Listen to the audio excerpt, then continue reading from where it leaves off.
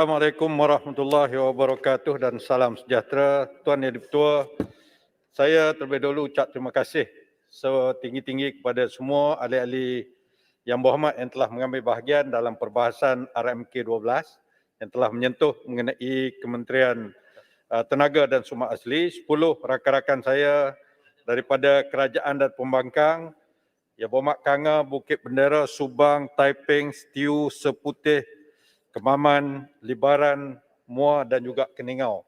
10 orang saya ucapkan terima kasih. Saya ingin memberikan penjelasan mengikut susunan isu-isu, merangkumi 3 saja isu utama, iaitu biodiversity, yang keduanya tanah dan ketiganya bekalan elektrik. Yang Berhormat Tuan Di-Pertua, Yang Berhormat Kanga memohon kerajaan menyatakan berapakah nilai hasil kerajaan negeri yang diperolehi daripada kegiatan yang berasaskan pembalakan dan insentif perlu disediakan oleh untuk kerajaan ini mengekalkan hutan.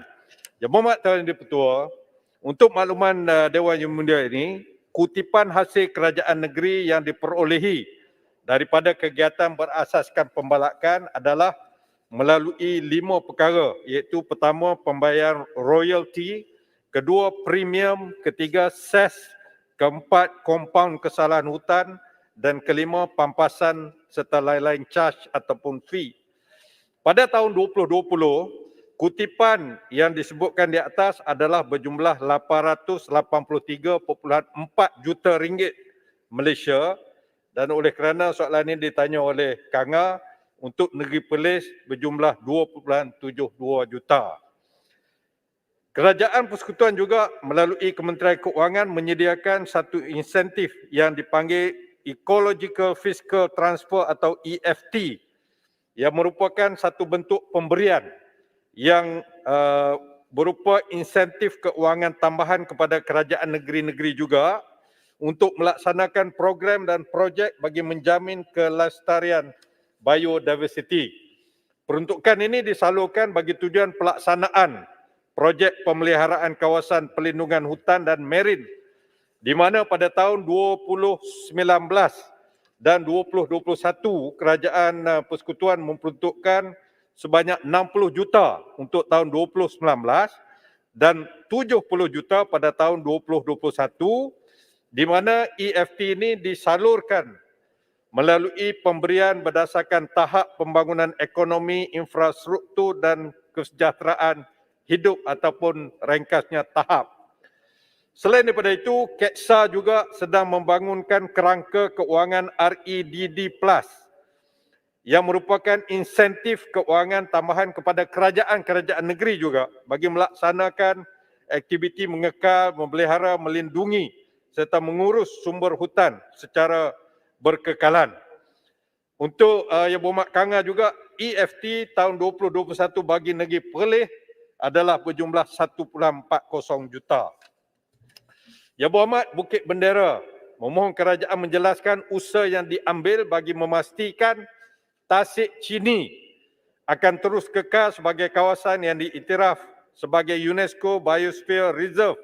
Berikutan kata Yang Berhormat Bukit Bendera, risiko pengiktirafan ini akan ditarik balik. Tuan Yang Di-Pertua, program Man and Biosphere atau MAB dilancarkan oleh UNESCO tahun 1971 lagi, merupakan program saintifik antara kerajaan atau intergovernmental yang menetapkan asas saintifik bagi memperbaiki pertalian antara manusia dan alam sekitar dengan mengimbangkan keperluan pembangunan dan penjagaan alam sekitar. Untuk Tasik Chini di negeri Pahang, ianya telah diiktiraf sebagai satu tapak rizab biosfera. Kawasan ini meliputi keluasan seluas 6,922.97 hektar, telah diwartakan oleh kerajaan negeri sebagai tapak rizab biosfera yang pertama di Malaysia, iaitu pada 26 Mei tahun 2009 lagi. Setiap tapak reserve MAB yang saya sebutkan tadi termasuk Tasik Chini, mengikut peraturannya perlu mengemukakan laporan periodic review selepas 10 tahun pengiktirafannya untuk penilaian semula oleh Sekretariat UNESCO. Untuk tujuan ini, laporan berkenaan MAB Tasik Chini ini telah pun disediakan, dikemukakan oleh Kerajaan Negeri Pahang. Telah dikemukakan kepada Sekretariat UNESCO Paris pada 23 Disember tahun 2020 dan laporan periodic review tersebut telah disemak oleh International Advisory Committee for Biosphere Reserves IACBR yang mana memutuskan laporan ini perlu ditambah baik sedikit dan Tasik Chini telah pihak Tasik Chini atau Kerajaan Negeri Pahang telah diberikan sehingga 30 September tahun 2022 untuk semakan. Jadi dalam hal ini tidak berbangkit, ianya akan ditarik balik. Dan juga saya ingin memaklumkan bahawa untuk mempertahankan pengiktirafan Tasik Chini, kerajaan melalui KEXA telah memperuntukkan sejumlah 1,554,000 sepanjang tahun 2016 hingga 2021 untuk tujuan mempertahankan pengiktirafan ini melalui pemantauan kualiti air, kajian pembungaan teratai, program pengukuhan tebing dan juga kajian sedimentasi. Yang Berhormat Subang memohon kerajaan supaya meningkatkan usaha menangani isu pembalakan haram dan pembalakan kroni, kata Subang. Saya tak tahu jenis pembalakan apa ni kroni ini. Yang dilihat dikatakan dipengaruhi oleh amalan rasuah dan salah guna kuasa. Tuan Yang Dipertua, antara usaha yang dilaksanakan oleh KEXA melalui Jabatan Perhutanan negeri-negeri ialah memantau pembalakan terutama di kawasan hutan simpan melalui pelbagai cara, antaranya pengawalan terhadap pembukaan kawasan usaha hasil yang mana ianya dilaksanakan melalui apa yang dipanggil Catuan Tebangan Tahunan CTT yang diluluskan oleh Majlis Tanah Negara berdasarkan setiap rancangan Malaysia 5 tahun. Dan penetapan CTT ini berasaskan kepada keupayaan pemulihan semula jadi atau Natural Regeneration Capacity bagi setiap kawasan yang diusaha hasil. Yang kedua, adanya pelaksanaan pensijilan Malaysian Criteria and Indicators for Forest Management Certification MCNI bagi negeri-negeri yang terlibat dengan aktiviti pengeluaran kayu balak ni. Yang Berhormat Menteri. Ya, terima kasih Yang Berhormat Menteri. Cuma boleh saya tanya sedikit berkenaan dengan CTT ni, Catuan Tebangan Tahunan. Isu pembalakan ini hangat kerana ia melibatkan kelestarian, kemampanan alam sekitar dan juga hasil kerajaan. Tetapi yang saya perhatikan kerajaan negeri, sentiasa mereka tidak buat sistem tender terbuka dan diluluskan begitu sahaja tanpa sebarang ketelusan. Kecuali waktu 2008 di Perak, telah pun ada sistem tender terbuka. Apakah pendirian kementerian pada abad ke-21 ini untuk memastikan isu ini, pembalakan ini hanya boleh diberikan menerusi satu sistem tender terbuka yang telus dan untuk memastikan dia tidak merosakkan alam sekitar untuk mencapai keseimbangan. Terima kasih Yang Berhormat. Sahabat saya Teluk Intan. Saya amat bersetuju dengan pandangan Yang Berhormat. Perkara ini perlu dibuat secara yang telus dan terbuka, terutamanya dalam isu usaha hasil kawasan hutan ini. Tapi kita perlu ingat bahawa perkara ini adalah terletak di bawah bidang kuasa kerajaan negeri. Dan semasa saya berada di negeri Kelantan, kita juga mengadakan secara tender terbuka. Dan itu adalah satu cara yang baik. Namun di peringkat persekutuan, kita tidak boleh campur tangan urusan kerajaan negeri. Cuma kita mengharapkan perkara ini akan diamalkan. Terima kasih. Menteri, sekejap. Kalau boleh. Subang. Subang. Ya, terima kasih Menteri memberi pandangan yang baik tadi. Saya cuma nak tahu sama ada Menteri setuju atau tidak bahawa teknologi canggih seperti satellite imagery, global positioning system dan QR code untuk supply chain ni, boleh tak Menteri ataupun kementerian men-showkan kepada negeri-negeri di mana ada balak ni dan dipergunakan dan diperluaskan penggunaannya. Terima kasih. Subang, perkara itu adalah jawapan saya. Saya akan jawab. Yang Berhormat telah bangkitkan. Terima kasih. Mengenai MCNI bagi negeri-negeri, kita mengeluarkan satu sijil sertifikat yang mana ianya merupakan satu kayu pengukur pelaksanaan prinsip Sustainable Forest Management atau SFM yang diiktiraf di peringkat antarabangsa.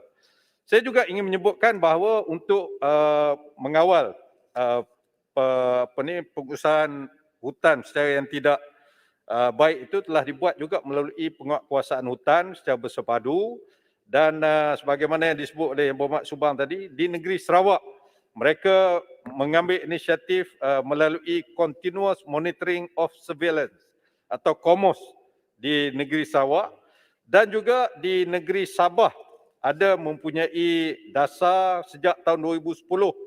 Setiap pemegang lesen jarak jangka panjang dan lain-lain lesen pembalakan diwajibkan untuk diaudit oleh independent third party auditor, apa yang dipanggil sebagai Sabah TLAS, Timber Legality Assurance System.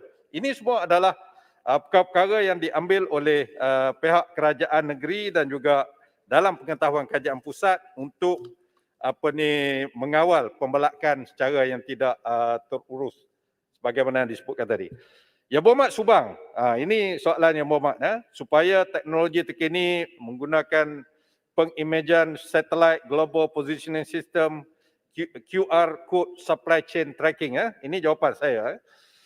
Yang Berhormat Tuan Yang Ketua, KEXA melalui Jabatan Perhutanan Semenanjung Malaysia JPSM sebenarnya sedang melaksanakan projek pendigitalan sumber dan operasi perhutanan untuk membantu menyelesaikan masalah yang melibatkan perancangan, pengurusan dan pemantauan hutan serta hasilnya di mana penggantian penggunaan secara kerja manual sekarang ini dengan penggunaan teknologi Internet of Things ataupun IoT dan juga digital menjadikan data lebih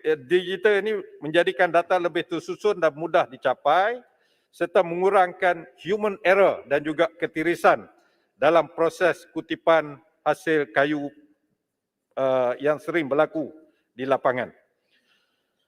JPSM juga akan membangun, memperluas dan mengukuhkan pelbagai sistem aplikasi teras perhutanan, aplikasi sokongan, aplikasi berasaskan geospatial, aplikasi mobile dan juga laman sesawang yang sedia ada. Melalui pelaksanaan projek ini, pengurusan hutan secara berkekalan diperkasakan dengan menjadikan ICT serta teknologi geospatial sebagai pemangkin ke arah transformasi maklumat yang komprehensif dan berkualiti. Projek ini dijangka akan siap pada tahun 2024.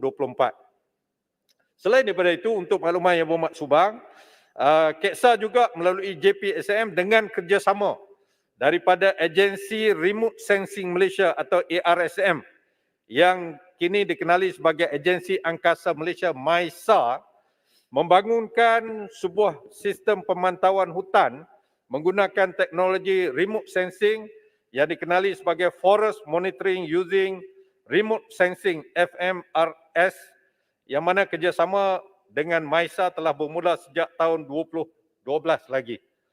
Pemantauan melalui sistem ini dilaksanakan bagi mengesan sebarang perubahan yang berlaku dalam kawasan hutan simpan, terutamanya akibat daripada pencerobohan, pembalakan haram, perubahan letupan hutan dan insiden kebakaran.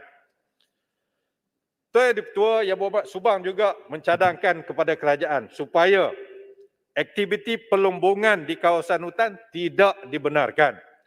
Untuk respon kepada perkara ini, saya nak sebutkan dari segi fakta, aktiviti kuari dan juga pelombongan telah menyumbang sebanyak 0.7% bersamaan 9.9 bilion ringgit Malaysia bagi keluaran negara kasar atau KDNK bagi tahun 2019 sahaja. Yang Berhormat Menteri ini mungkin tidak berkenaan dengan pelombongan tapi berkenaan dengan kementerian Yang Berhormat Menteri. Pada tahun 2019 dan awal 2020, KEXA telah pun dipertanggungjawabkan untuk menggerakkan pilot program bagi tujuan industrial hemp dan juga medical marijuana. Saya difahamkan juga selepas berbincang dengan bekas menteri. Terima kasih. Mengenai perkuarian ini secara umumnya sesebuah syarikat ataupun usaha yang ingin membuat pelombongan ini perlu membuat permohonan kepada dua pihak. Satunya kepada kerajaan negeri untuk mendapat lesen cari gali, prospecting license, exploration license dan juga untuk menjalankan tujuan cari gali ini serta juga pajakan melombong itu daripada kerajaan negeri. Daripada kerajaan pusat melalui KETSA terutamanya, permohonan untuk mendapatkan surat kelulusan skim pengendalian melombong SKPSM perlu dibuat melalui Jabatan Mineral dan Geosains negeri-negeri dan surat kelulusan tersebut adalah membolehkan syarikat itu menjalankan operasi di kawasan lombong itu. Tanpa SKSPM ini yang dikeluarkan oleh Geosains,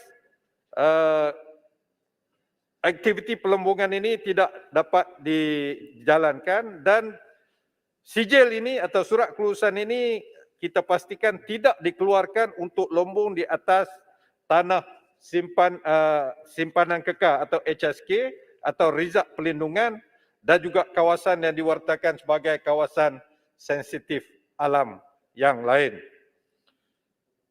Tuan Yang Dipertua, dalam hal melombong ini juga suka kerajaan menjelaskan bahawa kerajaan amat tidak bersetuju untuk pihak kerajaan negeri sekiranya membuat keputusan membuat pewartaan keluar ataupun di gazet kawasan hutan simpanan kekal untuk tujuan pelindungan. Walaupun urusan ini di bawah kerajaan negeri, kerajaan pusat ingin menyatakan bahawa kita tidak bersetuju untuk kawasan hutan simpan dikeluarkan ataupun diadakan di gazetmen untuk tujuan pelombongan ini. Seterusnya Yang Berhormat Subang sekali lagi memohon supaya mencadangkan supaya hutan simpan taman negara perlu dipakej semula agar kerajaan pusat dan kerajaan negeri dapat mengutip dana. Dan dari REDD, Reducing Emissions from Deforestation and Forest Degradation, REDD. Saya ingin menyatakan bahawa kerajaan Persekutuan sedang membangunkan satu kerangka keuangan REDD Plus ataupun REDD Plus Finance Framework RFF yang merupakan satu inisiatif keuangan kepada kerajaan negeri bagi melaksanakan inisiatif mengekalkan dan memelihara hutan serta menjamin ekosistem hutan yang berterusan. Ini menunjukkan kerajaan Persekutuan amat prihatin tentang perkara yang disebutkan oleh Yang Berhormat Subang. Malahan KETSA telah menubuhkan sebuah syarikat berhad menurut jaminan ataupun company limited by grantee iaitu Malaysia Forest Fund MFF yang bertanggungjawab dalam pelaksanaan kerangka REDD Plus yang saya sebutkan tadi. Berhormat Menteri Pasir Gudang, sikit saja berkenaan hutan itu. Terima kasih Yang Berhormat Menteri, terima kasih Tuan Speaker. Saya tak dapat kesempatan membahaskan RMK 12, tapi isu yang dibangkitkan oleh Yang Berhormat Menteri sangat baik jawapan Yang Berhormat Menteri soal hutan simpan ini perlu dikawal. Sangat bagus. Hanya saya lihat daripada jawapan Yang Berhormat Menteri, nampaknya ada pertindahan kuasa. Kerajaan pusat di Putrajaya mempunyai pendirian yang baik daripada jawapan Yang Berhormat Menteri tadi untuk nak jaga hutan-hutan simpanan ini di seluruh negara. Tetapi disebut tadi hal hutan ini berada dalam kerajaan negeri dan kita sistem federalism, kita faham itu. Tetapi adakah Yang Berhormat Menteri boleh bincang dengan kabinet supaya dibuat kalau perlu pindahan perlembagaan untuk generasi akan datang, iaitu hutan simpan ini, kuasa ini dialihkanlah kepada Putrajaya. Saya tak mahu seperti di Johor, kawasan-kawasan hutan simpan ini digazetkan dan dibangunkan jadi penyalahgunaan dan buruk pada alam sekitar. Terima kasih. Terima kasih. Pasir Gudang. Yang Berhormat Pasir Gudang juga seorang peguam. Kita tahu berdasarkan perlembagaan soal hutan, tanah dan beberapa aspek lagi adalah terletak di bawah jadual ke-9 di bawah senarai negeri. Jadi untuk meminda perlembagaan itu satu urusan lain. Namun demikian saya nak sebut sebagai respon kepada Pasir Gudang, bukan semua hutan simpan kekal ini tidak boleh diusaha hasil. Dia ada dua bahagian. Satunya hutan simpan untuk pengeluaran. Pengeluaran daripada hutan simpan ini berdasarkan CTT tadi, Catuan Tebangan Tahunan. Manakala yang tidak boleh dibuka diusaha hasil adalah hutan simpan perlindungan untuk water catchment dan sebagainya. Itu tidak boleh sama sekali dibuka. Jadi saya rasa itu adalah satu yang amat jelas. Saya nak jawab soalan Seputih. Sekejap. Okey, Yang Berhormat Seputih. Pandai dia bangun masa saya nak jawab. Seputih mohon penjelasan kerajaan apakah langkah yang akan dilakukan oleh Kerajaan Persekutuan untuk mengelakkan ini perkara yang sama. Hutan simpanan kekal daripada diwarta keluar oleh... Minta jalan sekejap. Sorry? Ya, minta jalan. Okey. Ya, baik. Terima kasih. Saya minta maaf. Saya hanya nak tanya tentang itu hutan simpan. Biasanya kalau kita ikut amalan yang dibawa oleh kerajaan negeri, ialah kalau nak ambil atau nak digazet itu hutan simpan, biasanya akan digantikan dengan yang baru supaya ia dapat dikekalkan. Dan pada masa yang sama, water catchment iaitu kawasan tadahan air, seperti mana yang disebut oleh Yang Berhormat tadi, itu juga sangat amat penting. Saya nak tanya di sini, bolehkah pihak kementerian, kerana semasa saya memimpin kerajaan negeri, selalu ada satu nasihat supaya kita jangan kurangkan hutan simpan, harus ditambah kalau boleh, dan harus juga waterkan kawasan tadahan air. Bolehkah Yang Berhormat berikan senarai kerajaan negeri mana yang kurangkan hutan simpan dan yang belum waterkan kawasan tadahan air? Kerana seperti dalam pengetahuan saya, hanya satu negeri sahaja yang menguatakan kawasan tadahan air, termasuk Pulau Pinang. Tapi banyak negeri lain tak ada buat sedemikian, termasuk Kelantan, yang menyebabkan Kelantan ada masalah kekurangan air. Terima kasih. Terima kasih Yang Berhormat Bagan, sahabat saya.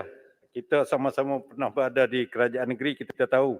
Memang kalau berlakunya pengeluaran ataupun perwataan keluar kawasan hutan simpan mesti diganti.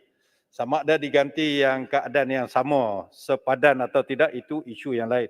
Walau bagaimanapun untuk maklumat terperinci saya perlukan masa untuk dapatkan dan saya akan beritahu selepas daripada ini. Yang Berhormat Seputih bertanya bagaimana ataupun apakah langkah Kerajaan Persekutuan untuk mengelak hutan simpan kekal daripada diwarta keluar atau digazet. Kerajaan dicadang supaya menggubah undang-undang dan sebagainya, termasuklah melalui pendengaran terbuka ataupun public hearing. Dalam hal ini, bagaimana saya sebut kepada Yang Berhormat Pasir Gudang tadi, dalam Perlembagaan Perkara 74 Fasal 2 jelas memperuntukkan bahawa hutan adalah di bawah bidang kuasa kerajaan negeri, yang mana mereka mempunyai almost absolute power dalam hal forest ini. Manakala peringkat persekutuan, terutamanya KEPSA melalui Jabatan Perhutanan Semenanjung Malaysia, adalah dalam keadaan hanya boleh memberi nasihat teknikal semata-mata mengenai pengurusan dan pembangunan hutan serta menjalankan penyelidikan khidmat latihan. Jadi dalam hal ini kita sekali lagi menyatakan bahawa dalam membuat dasar-dasar mengenai tanah, termasuk di tanah dan hutan, termasuk di negeri-negeri, ada platform yang dilibatkan semua kerajaan negeri, iaitu Mesyuarat Majlis Tanah Negara. Sebagaimana di dalam Mesyuarat Majlis Tanah Negara ke-66 pada 1 Disember tahun 2010 yang lalu dan juga pada bulan Januari tahun 2021 yang lalu, bersetuju, ini penting saya nak sebut, kerajaan negeri diputuskan mesti berusaha untuk memastikan keluasan tanah negara dikekalkan sebagai kawasan berhutan dan dilitupi oleh pokok-pokok. Ini satu konsensus di dalam Mesyuarat Majlis Tanah yang perlu diambil perhatian oleh kerajaan negeri. Ya, seperti. Terima kasih Yang Berhormat Menteri. Saya ada 5 minit saya lagi. Saya nak tanya satu soalan. Saya baru baca laman web Global Forest Watch. Dia kata, saya dalam bahasa Inggeris, from 2002 to 2020, Kelantan lost 150,000 hectare humid primary forest, making up 37% of its total tree cover loss in the same time period. And in 2020, Kelantan lost 8.83 thousand hectares of natural forest, equivalent to 6.02 metric ton of CO2 emission. Okey, soalan saya ialah semalam Menteri Alam Sekitar dan Air dia kata sampai tahun 2030 Malaysia akan mencapai net zero carbon emission, dan sekarang yang Berhormat Kota Baru jadi Menteri Tenaga dan Sumber Asli Jaga Pokok. Jadi kalau negeri Kelantan terus tebang pokok dan lakukan penyahutanan, macam mana Malaysia akan capai net zero carbon emission pada terima kasih. tahun 2030? Terima kasih, Putih. Jadi adakah yang kedua-dua Okey, menteri yang ini pertamanya akan mempengaruhi, saya menukar dasar kerajaan saya negeri ingin supaya tidak melakukan penyahutanan lagi? Okey, terima kasih. Saya ingin kod Peraturan Mesyuarat 23(1)I tadi yang disebut oleh Yang Berhormat Speaker. Itu maklumat daripada media massa yang tidak boleh saya rely buat masa ini. Saya akan cek perkara itu. Namun demikian, saya ingin menegaskan bahawa sama ada di Kelantan ke, di negeri mana ke, pengusaha hasilan adalah berdasarkan kepada CTT setiap tahun. Setiap tahun berapa ribu hektar, itu saja yang boleh dikeluarkan. Jadi kalau sekiranya dikatakan negeri-negeri tertentu ataupun Kelantan dan sebagainya yang membuat penebangan melebihi CTT, itu adalah saya kira satu tohmahan yang perlu dibuktikan. Perlu dibuktikan, bukan saya kata tak betul. Perlu dibuktikan. You cannot go beyond CTT of every year. Tak boleh lebih daripada itu. Cuma Datuk Speaker, saya nak teruskan banyak lagi perkara. Saya ada 3 minit saja lagi. Okey, saya masuk kepada soal mengenai electricity, bekalan elektrik. Saya tak sempat menjawab semuanya. Ya, Mak, bolehlah Yang ambil Berhormat Stew, ya. 5 hingga 8 minit lebih. Ya, ya. Terima kasih. Yang Berhormat Stew memohon kerajaan supaya pemberian diskaun elektrik kepada pengguna domestik dan perusahaan mikro kecil sederhana yang asalnya berakhir pada September 2021 dilanjutkan. Cadangan Stew saya ingat akhir tahun ini. Saya nak beritahu kepada Dewan Yang Mulia ini bahawa kerajaan semasa, terutamanya semasa negara dilanda oleh pandemik COVID baru-baru ini, sejak daripada awal tahun 2020, kerajaan telah memberikan diskaun bil elektrik melalui pelbagai inisiatif dengan melibatkan perbelanjaan sebanyak ringgit Malaysia 2.75 bilion, yang mana peruntukan ini dibiayai oleh kerajaan melalui Kementerian Keuangan, iaitu yang pertama kumpulan wang COVID-19, yang kedua dana kumpulan wang industri elektrik, dan ketiganya daripada Tenaga Nasional Berhad. Kesemua tiga-tiga sumber ini 2.75 bilion ringgit. Itu tahun 2020 yang berhormat Tuan Yang Dipertua. Pada tahun 2021, kerajaan telah meneruskan inisiatif untuk membantu pengguna elektrik termasuk pengguna domestik dan perusahaan mikro kecil sederhana PMKS seperti berikut. Pertama, memberikan rebate elektrik sebanyak 2 sen per kilowatt jam kepada semua kategori pengguna elektrik di Malaysia bermula daripada 1 Januari sehingga 31 Disember tahun 2021 dan melibatkan peruntukan sebanyak 2.274 bilion ringgit. Another allocation di situ.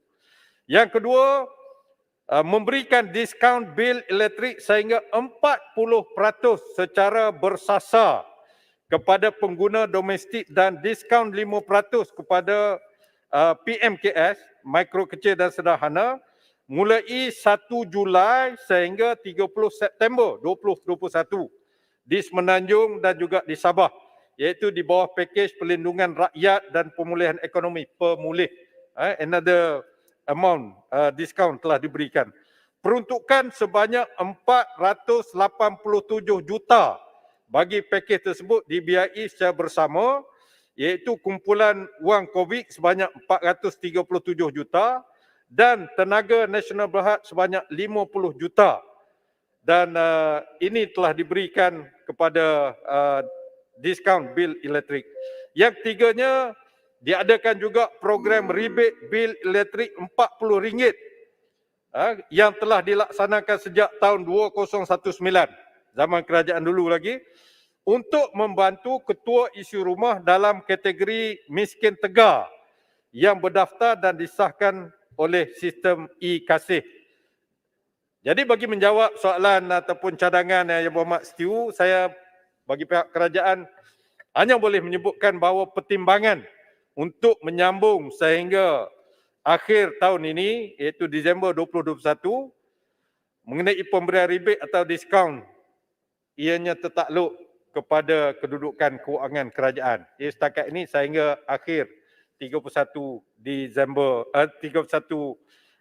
September 2021 saja. YB Setiu juga bertanya mengenai bekalan elektrik bagi Pulau Redang dan Pulau Perhentian, termasuk premis-premis pelancongan. Saya ingin maklumkan bahawa bekalan elektrik di Pulau Redang dan Pulau Perhentian di Terengganu disediakan oleh TNB melalui stesen jana elektrik diesel dengan kapasiti terpasang 200 kilowatt di Pulau Redang, 2000 kilowatt di Pulau Redang dan 1400 kilowatt di Pulau Perhentian. Bagi memenuhi permintaan bekalan elektrik oleh pengguna komersial, pertambahan permintaan oleh pengguna domestik, kerajaan sedang mengadakan perbincangan bersama TNB dan juga Suruhanjaya Tenaga bagi meneliti option yang terbaik untuk memenuhi peningkatan permintaan di Pulau Redang dan juga Pulau Perhentian. Yang Berhormat Tuan Yang Di-Pertua, Yang Berhormat Muar bertanyakan atau membangkitkan mengenai isu industri hemp dan medical marijuana. Isu ini saya ada jawapan, tapi saya dipahamkan jawapan ini akan diberikan oleh Kementerian Kesihatan. Saya ada jawapan di sini, tapi telah dibagikan. Jadi Yang Berhormat boleh bertanya sekejap nanti bila Timbalan Menteri Kesihatan akan menggulung perkara ini. Yang terakhir Yang Berhormat Tuan Di-Pertua mengenai Berhormat. soalan daripada Yang Berhormat. Kemaman. Yes. Sedikit saja mungkin Ya. yang ini memang saya difahamkan memang bawah kementerian Yang Berhormat. Dalam bab kelulusan daripada Kementerian Kesihatan itu memang bawah kementeriannya. Cuma saya baru difahamkan bahawa pada tahun 2019 dan awal 2020 KETSA telah pun dipertanggungjawabkan untuk program pilot yang dijalankan di Kedah dan telah ada specific land which has been carved out for this purpose. Ya. Tetapi selepas pertukaran kerajaan, there's not much update. Mungkin ini bawah bila saya bincang dengan bekas Menteri Kedah pun sama juga. Ya. So mungkin ini koordinasi di antara kerajaan negeri dan juga kementerian Yang Berhormat Terima Menteri. kasih Yang Berhormat. Saya ada fakta ni. Memang KETSA telah diberikan tugas untuk menjadi menerajui projek perintis penanaman hemp untuk tujuan penyelidikan. Ada di sini. Namun demikian mungkin Yang Berhormat Muar pun ada maklumat bahawa pada tahun 2019 telah ditandatangani perjanjian jual beli tanah di negeri Kedah bertempat di Bukit Tangga, Kubang Pasu, Kedah untuk penanaman hemp ini, tetapi buat masa ini ada satu kes mahkamah yang belum selesai. Tanah itu telah dituntut oleh satu syarikat yang bernama OG Global Venture Sdn Bhd dengan memasukkan caveat on that land. Jadi kes ini masih lagi dalam mahkamah. Namun demikian saya rasa saya boleh beri jawapan secara bertulis kepada Yang Berhormat untuk perkara ini. Yang Berhormat Kemaman Tuan Di-Pertua membangkitkan soal gajah. Dikatakan gajah ini penting untuk rakyat. Gajah yang merosakkan kawasan tanaman dan juga mengancam nyawa.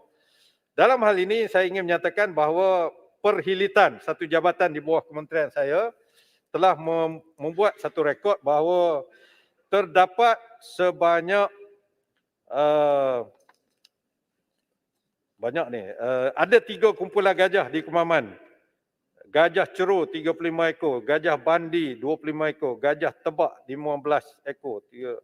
Ya, hampir 100 ekor di situ. Sebanyak 251 aduan telah dibuat oleh penduduk kampung dan juga pemilik ladang kerana dirosakkan oleh gajah dan telah melibatkan kerugian jutaan ringgit. Dalam hal ini, secara ringkas saya nak sebutkan bahawa Kementerian melalui Jabatan Perkhidmatan telah mengadakan pelbagai program terutamanya untuk menguruskan isu masalah gangguan gajah di kawasan penempatan dan juga pertanian ini. Namun demikian, jabatan ini amat berhati-hati dalam perkara ini untuk mengimbangkan antara kepentingan kita menjaga konserv gajah-gajah ini dan juga masalah yang ditimbulkan. Dalam hal ini kerajaan amat mengharapkan supaya timbulnya kesedaran dan kefahaman di kalangan orang ramai supaya kita tidak mengambil langkah yang lebih tidak baik sehingga menyebabkan kita kehilangan habitat yang amat penting dalam hal ini. Dalam hal ini, Perkhidmatan mengadakan usaha dengan menggaji seramai 600 orang ranger hidupan liar yang terdiri daripada 160 orang veteran ATM, 15 veteran PDRM dan 425 orang asli untuk menjadi ranger hidupan liar. Ini semuanya adalah untuk menjaga supaya hidupan liar khususnya gajah ini dapat kita jaga, tidak pupus. Pada masa yang sama mereka ini tidak merosakkan tanaman-tanaman dan juga mengancam nyawa. Jadi inilah antara usaha-usaha yang saya boleh sebut secara ringkas saja yang dipertua kerana tidak mencukupi masa. Akhirnya untuk typing ni saya mohon untuk memberikan jawapan yang bertulis mengenai Tanah Rizab Melayu yang berhormat typing. Okey, terima kasih. Dan juga Keningau. Keningau ni juga mengenai HAM dan yang berhormat Kanga mengenai sekolah kebangsaan Cuping itu. Saya rasa saya tidak ada kaitan. Ini Kementerian Pendidikan akan membuat rumusan. Jadi akhirnya sekali lagi yang Yang Mak Menteri, sikit mohon penjelasan belakang ya. Ya, ya. Terima kasih Mak Menteri. Berkaitan dengan penjagaan hidupan liar yang diuruskan oleh Jabatan Perkhidmatan ni, yang sedia maklum oleh Mak Menteri, hutan Ulu Muda ataupun hutan simpan Ulu Muda di Sik antara kawasan yang paling baik lah pembiakan hidupan liar ini. Adakah Yang Berhormat Menteri setuju untuk Yang Berhormat Menteri juga membuat lawatan dan kita melihat bagaimana InsyaAllah Yang Berhormat di sana. saya ingin maklumkan bahawa kita mempunyai pusat konservasi gajah yang peringkat nasionalnya di Pahang, kemudian kita ada di Johor, sekarang ni kita sedang buat di Perak, di Lenggong Perak, dan kalau sekiranya Yang Berhormat Sik berminat tu bolehlah menghubungi kita untuk kita buat di Sik lah. Tapi jangan nanti orang Sik pula tak mau ada gajah di situ. Jadi secara umumnya saya ucap terima kasih sekali lagi kepada rakan-rakan yang membahaskan dan juga rakan-rakan yang berhormat yang membangkitkan persoalan semasa saya menggulung ni. Terima kasih. Assalamualaikum warahmatullahi wabarakatuh. Salam. Terima kasih Yang Berhormat Menteri. Seterusnya saya persilakan Yang Berhormat Menteri bagi Kementerian Pengajian Tinggi.